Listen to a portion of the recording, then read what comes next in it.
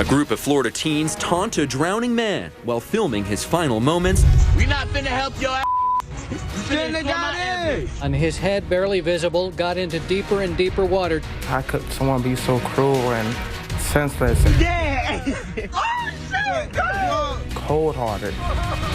Yeah, bitch, you should never got in there. He clearly screamed not for help, not once, not twice, but 3 times. He is done. Bro, what, bro?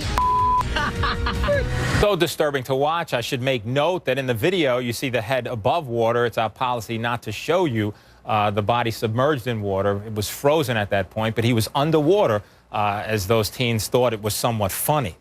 Joining me now, 2 fabulous lawyers, both from Los Angeles, Ariva Martin and, of course, Brian Claypool. Ariva Martin, though in Los Angeles, is right here in studio in New York. So, Ariva, we talk about this. We look at a tape like this.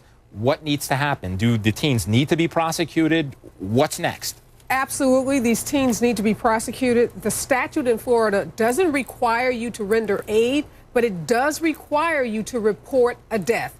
And listening to that audio tape, we heard at least 7, 8, maybe even 10 times that these teens acknowledged that this man was dead. They were very clear. They knew that he was dead, and yet they failed to act. And that's a violation of the statute, and they should be prosecuted. So, Brian Claypool, let me ask you, outstanding lawyer in your own right, friend of mine, is Ariva right? I mean, the reality is there is this statute. There would be, it seems to me, a duty to report, although it certainly wasn't intended for teens like this. I think it was intended for medical examiners. What say you, Brian?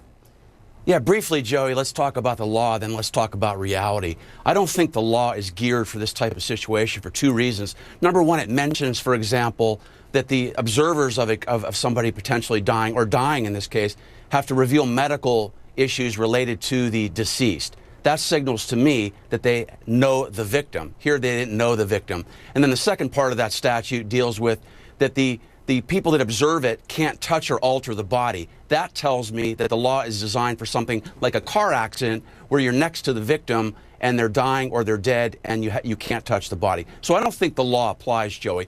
But real quick, the bigger issue here, I almost drowned when I was a teenager in an ocean in North Carolina. I had a innocent man come in and save my life and my little sister's life. So I think the bigger issue here is not only do we need a new law that requires somebody observing somebody else dying to at least call for help, but how about this, Joey? Have the parents also culpable if somebody under 18 fails to do this, then they should be held culpable as well. Because the real root of the problem here is lack of education that's developing within our homes of teenagers. These kids were emotionally and morally bankrupt. That starts with the parents at home. Well, we're certainly going to see legislative action, I do believe, in this case, because I think we all know and could understand that this is not the way teens or anyone should behave.